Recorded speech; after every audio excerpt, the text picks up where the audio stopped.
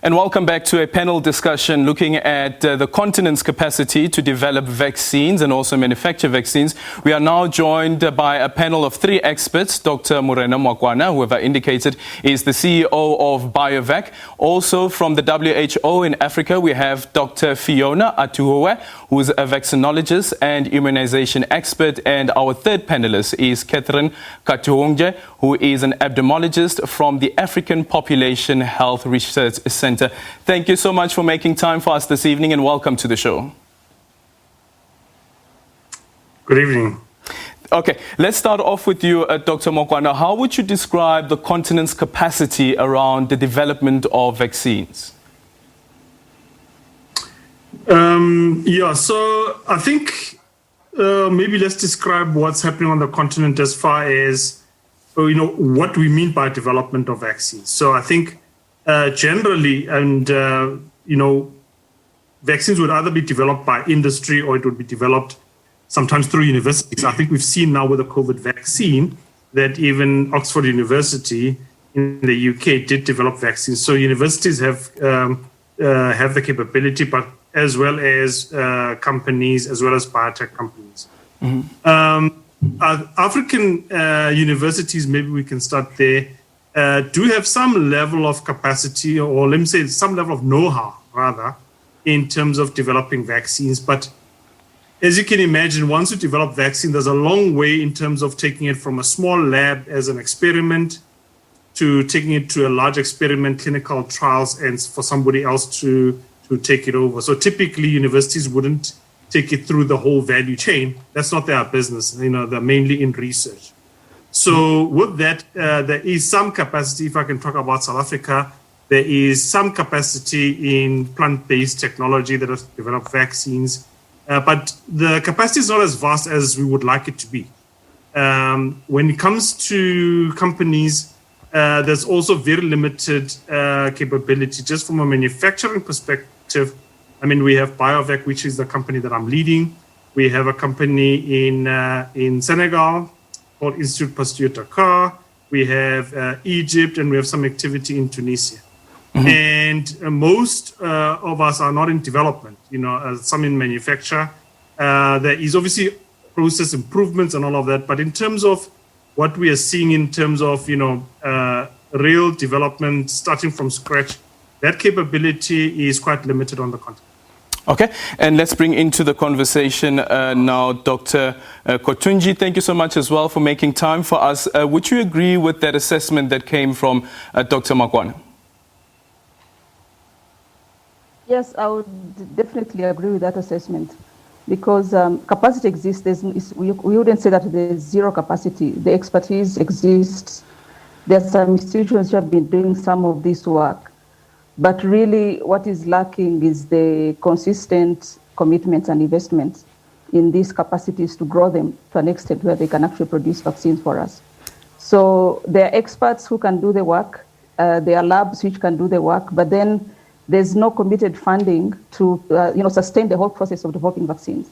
Because developing vaccines is not only when vaccines succeed, there are a lot of failures. And so you have to have a committed investment and funder who is going to fund your successes and failures for years and years and years until such a time when the success comes through. And that kind of investment and commitment is lacking on the African continent. So the capacity is very, very limited. So ordinarily then, Dr. Kotunji, where would that investment be coming from, or where would the funds be coming from? So I think as you've heard, there are different ways in which the products themselves, the initial product that is the vaccine that you see being tested in trials comes from.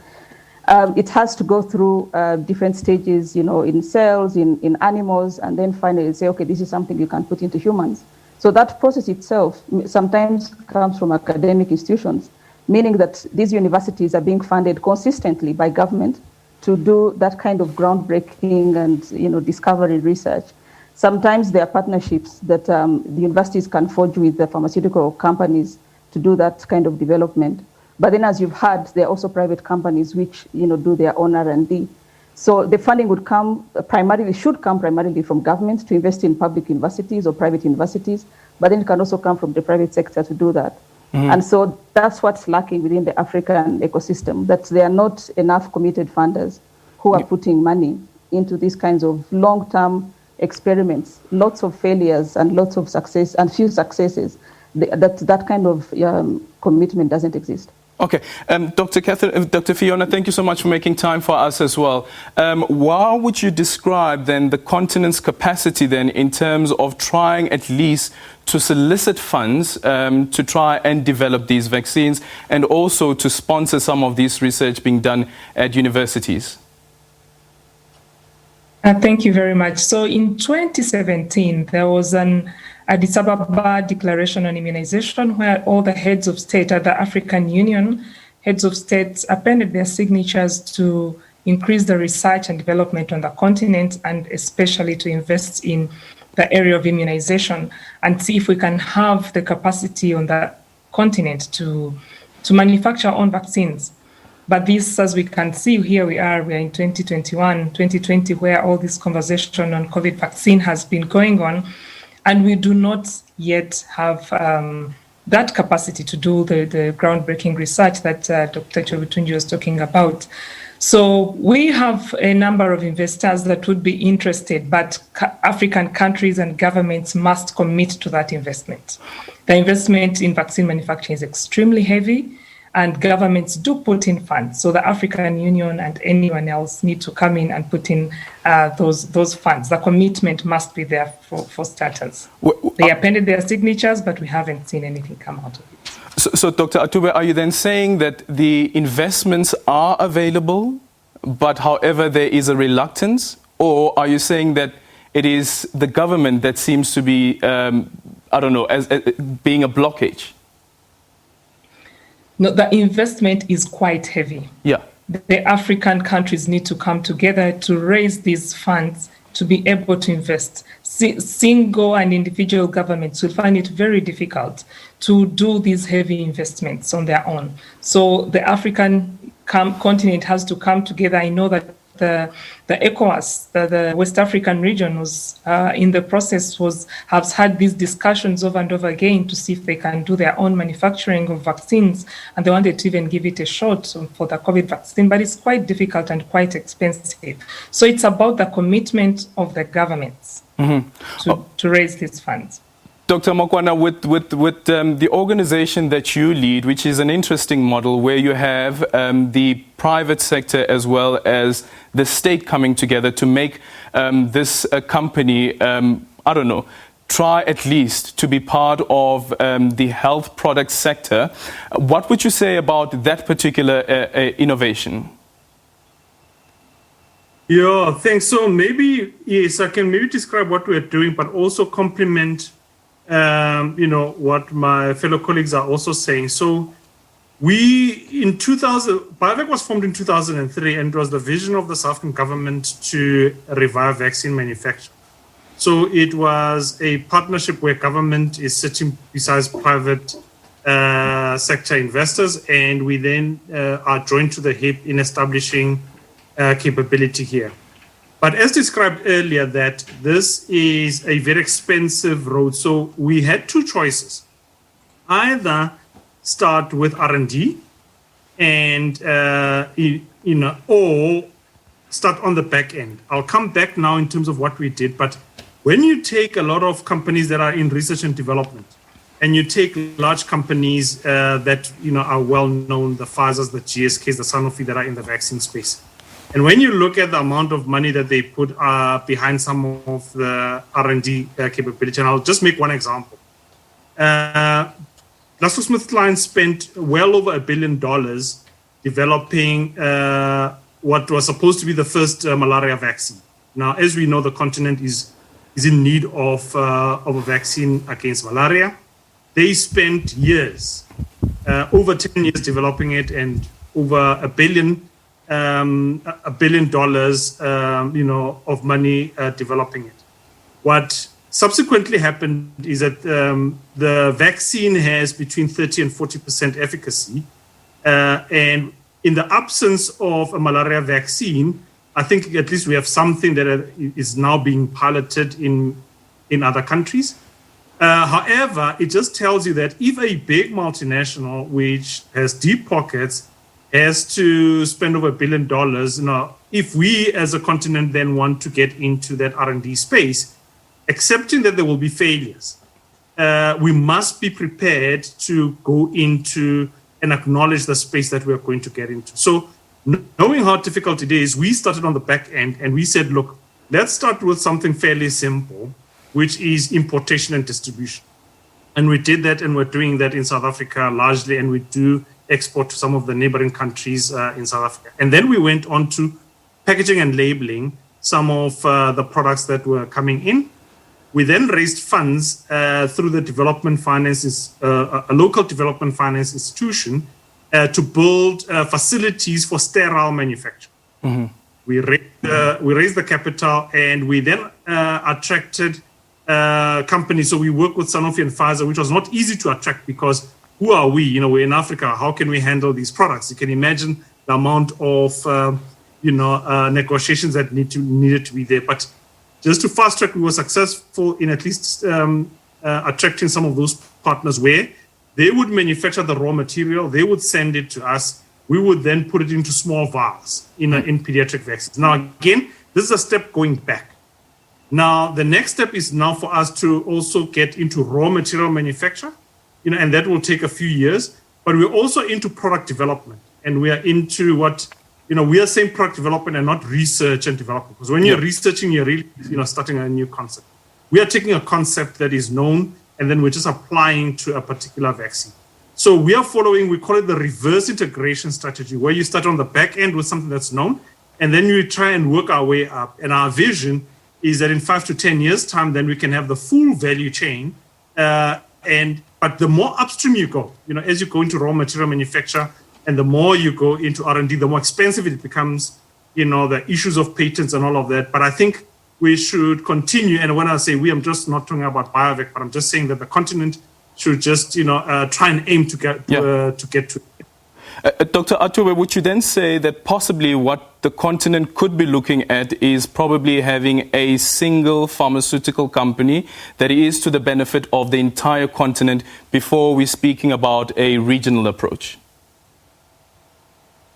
So the ECOWAS, the West African bloc, for example, is looking at having one company in their sub-region. So there's also another option of the other sub-regions coming up with one manufacturing plant. But as mentioned before by the other speakers, it is a really heavy investment, billions and billions of dollars. Actually, the malaria vaccine took over 33 years.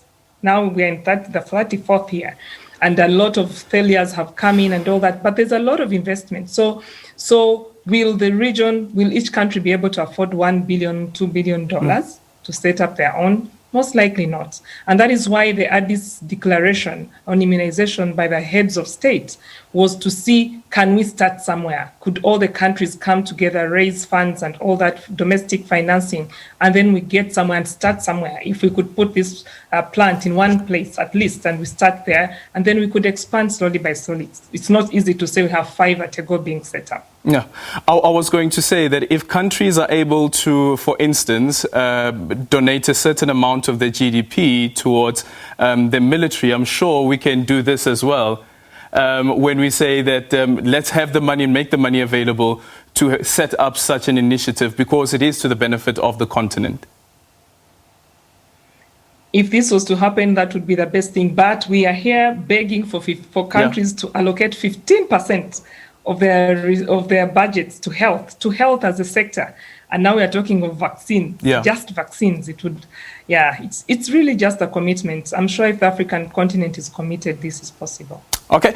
Well, South Africa's COVID-19 vaccination program is expected to be rolled out later on this month. This is after the country took a delivery of 1 million doses for its first batch of the AstraZeneca COVID-19 vaccines from India on Monday. Does this offer a glimmer of hope for the rest of the continent? We are delighted. The vaccines are here now, the 1 million, and the minister will outline everything after we have received them. But we are happy. It has been a challenge because Firstly, the playing field has not been level. The countries that had lots of resources were able to invest early, which we are not able to do. But also, once that has been done, it has been a challenge to reach some kind of agreement because of the global pressure of global demand. And so we're quite excited with this, but we are actually making lots of advances in getting additional doses. So we want to just say to people of South Africa, we'll be able to get enough vaccines to vaccinate all those that need to be vaccinated. We are also waiting for Pfizer, the vaccines from Pfizer. But the challenge there, Minister, is the storage in terms of the requirement for the storage, the 70 degrees, minus 70 degrees Celsius. How are you going to navigate this? Because you have made an announcement that we'll soon get a consignment from Pfizer. There are a number of laboratories, the research laboratories that are able to provide the storage at minus 70 degrees. We have identified them in the country. And secondly, there are lots of private sector coming forward to say that they can offer the required cold chain requirements. Okay, just quickly, Dr. Atube, is it known as yet how many countries on the continent have received the vaccines? So the countries, we have some countries on the continent that have started vaccination. The first country was Seychelles, which started its vaccination on the 10th of January. Then this was followed by Mauritius, but these are small island countries, as you can see. Then Algeria started over the weekend. But over last weekend on the 30th of January, countries who will receive the Pfizer vaccine, who we are calling the first wave countries, will also receive their letters from the COVAX facility, and South Africa is one of them. You will receive 117,000 doses of the Pfizer vaccine. And we have Cabo Verde, we have Rwanda and Tunisia, who will also receive the Pfizer vaccine. And this will be the first batch, but we're expecting that as soon as the other vaccines, especially the AstraZeneca, receives the emergency use listing by WHO, because its dossier is already in the process of being reviewed and the approvals going on, then the hope and we shall see our light at the end of the tunnel for Africa by the end of this month. Okay, Dr. Chatundi, that's one aspect, and the aspect is the arrival of the vaccine. Then comes in the conversation about whether the different countries have the capacity to store these vaccines and also the distribution of these vaccines, considering that they all have different hallmarks. Yes, I mean, I think this has been raised as an issue, but I think that's the least of my worries, at least from where I stand. Because all African countries have experience running large-scale immunization campaigns. And if you look at some of the vaccines that don't require these specific requirements, you know, it's repurposing and scaling up the infrastructure that already exists for vaccinating under fives. Mm-hmm. But I think, of course, it's not exactly the same thing, because now you have to think about the whole population. You're vaccinating, you know, a different high-risk group, whether you're starting with adults or not. So it's a different, you know, kind of thinking. But the slow arrival of vaccines, I think, is helping us. So if you're getting just 1 million doses in a country which needs perhaps 85 million doses, it gives you time to figure out some of these nitty-gritties. But I know that also all the countries have come up with plans. They have work plans. They've costed them. They have thought about their training needs and human resources. So I'm confident that once the vaccine comes, it won't be a problem for the African countries to deliver them. Okay. And Dr. Makwana, how has Biovec approached that conversation? So all of those discussions are being led by the South African National Department of Health in terms of vaccine rollout. So they are in charge of that. We've been tasked in terms of dealing with the initial 1.5 million doses. But I believe besides the Department of Health discussing with multinationals, they also have done a survey or an audit of what the public sector facilities would take from a cold chain perspective. And I believe that they would also be looking, they are actually looking at handling the Pfizer vaccine at minus 70. But I think what Catherine was saying was also true, that we I mean, we're talking in total volumes here, and a lot of what we've also heard in South Africa about, 20 million doses of this vaccine or 9 million doses of that. Those are not all going to come at once. I mean, I think we're reading in Europe and in the US and everybody else, whilst they have ordered 200, 300, 400 million doses, those are not all coming at once. So I think as it will be coming on a monthly basis, I also support the fact that I think health systems will be able to cope. Obviously, planning needs to be there, everything needs to be catered for. But I think there is some basic infrastructure that already exists, and the flow of the vaccines should make it, should not make it too cumbersome a task. Dr. Mokwane, I don't know if you'd be able to share this with us, but is there conversation that's happening within the region around how South Africa will be able to assist our neighboring countries when it comes to the storage as well as distribution of these vaccines? I am not privy to that at all in terms of what, if there are intergovernmental discussions. What we've been doing as a company, there are some countries that have asked us if we can maybe source some vaccines, which is difficult, as you can imagine.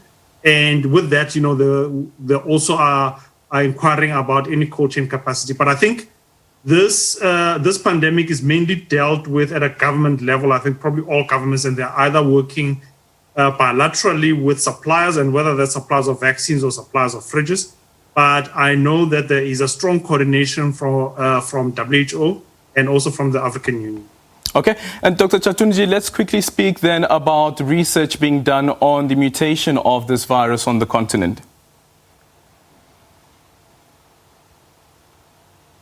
Yes, so ideally when such outbreaks happen, there are researchers who are constantly looking at the genetic makeup of the vaccine. So they're doing what we call sequencing, and sequencing is to understand, the genetic sequence of the virus itself, the makeup of its genetic material. So because, researchers and scientists have been doing this constantly, once they do that, then they start identifying changes in the sequence of the virus. But sometimes these changes are minor, but sometimes these changes are significant. And so as a result of that, there's a school of thought that perhaps there are much more variants out there. And the ones that we know is because they are occurring in countries which have a lot of sequencing capacity and which are actively sequencing this virus.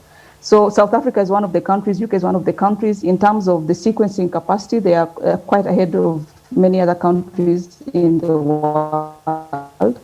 And so it's possible that there are other variants which are circulating that we don't know about. And so the onus is on the researchers and research institutions within those countries to continue this constant search for changes in the virus. Mm-hmm. And one of the reasons which has been given, there was a nice illustration that says that viruses, they replicate themselves, which means one virus sort of copies itself over and over and over again. And that's how the virus spreads in the body. Now, during this copying system, sometimes there's an error. And so if those errors are repeated, that's how you end up with mutations, which are quite significant. And so one of the reasons why vaccination is important is that as long as the virus is spreading constantly and constantly replicating itself, then the chances of getting these mutations is quite high. Mm-hmm. And so there's also a hope that once we start getting people vaccinated, then the variants and the mutations will become less because the chances of the virus continuously replicating are going to be reduced if the Yeah, and just quickly, Dr. Chatunji, what would you say then about countries that don't have the capacity to test some of these sequences, and whether they do pose a risk to the research on this virus as well as its mutations? Most definitely, they do pose a risk. And as you've seen, some of the vaccines already that are on the market, they're already being tested to see whether they're effective against the new variants. And some of them are not as effective or efficacious as they are on the original variant. So without knowing what's going on in different countries, there are chances that the vaccine will arrive and then we find it's not as efficacious as we had hoped it was going to be, because perhaps these countries have different variants that have not been identified. So it's important, but then having said that, there's a lot of global collaboration. The genetic sequence of viruses is shared publicly, so people, the people who are making vaccines are quickly able to see, where some of the changes are happening. One of the things I know is that, for instance, the Pfizer and Moderna vaccines, they are targeting the whole spike protein, and some of the mutations that we've seen happening in the spike protein region. So there's a chance that even when we get mutations in that region, that their vaccines will still be effective. But then over time, it's possible that the other vaccines which are using different technologies may not be as effective. The more variants that we keep getting in different countries. Okay. And Dr. Atube, just in closing as well, what we're seeing on the continent as well is that there are some governments that are reluctant to base their decisions on what science is telling them, and one of those countries being Tanzania. And the WHO has spoken out against this. What is your message to some leaders on the continent when it comes to how they respond to COVID-19? Yeah, so vaccines are really giving us a window of opportunity to bring the pandemic under control, and we must not squander it. And we as WHO, we are calling for the vaccination of health workers and all the people to be underway in all countries within the first 100 days of the year. And this is in all countries. So really WHO, the Director General of WHO, the head of UNICEF, the head of the World Bank, the head CEO of Gavi, all came together and really engaged these heads of states. But well, at the end of the day, nations are sovereign, they make their own decisions, but we know that we can only keep advocating. And as vaccines are rolled out, we must also learn to keep the transmission low so that we reduce the pressure of the virus to change, like Catherine mentioned, and ensure that our tools continue to be effective. Okay. And Dr. Makwana, in closing then from your side, some of the lessons that have been learned from COVID-19 and what we're seeing with some countries, for instance, saying that they need to stop the reliance on China for active pharmaceutical ingredients. Yes, I think, if COVID-19 is not a wake-up call for a strong establishment of vaccine manufacture, then I'm not sure whether we will find any other chance. I mean, let's just have a look at what's happening. So we're learning about big names that are in the US, in Europe. We know India has massive capacity, as well as China also has quite a lot of capacity, which is something that was established over a long time. And part of the global community also facilitated some of those companies coming up about 20 years ago. And it's clear that Africa is a net consumer of vaccines. And I think this is a wake-up call to all of us as Africans and our governments, and to at least create an enabling environment and say, how are we going to work with others in expanding capability so that we do it ourselves, and even these mutations, these variants, we can then quickly react on them from an R&D perspective. So I think we have an opportunity, and I hope that the global community can support us as a continent in terms of expanding the capability. Well, thank you so much for that. And speaking about the APIs, for instance, India says it set aside $1 billion to finance projects to boost its domestic capacity to produce APIs. United States has also said that they're trying to produce their own APIs, as well as the Prime Minister of the United Kingdom, Boris Johnson, announcing that they have what they call Project Defend, meaning that stop the reliance on China to provide those APIs. We'll go to a quick ad break. When we come back, the African perspective continues.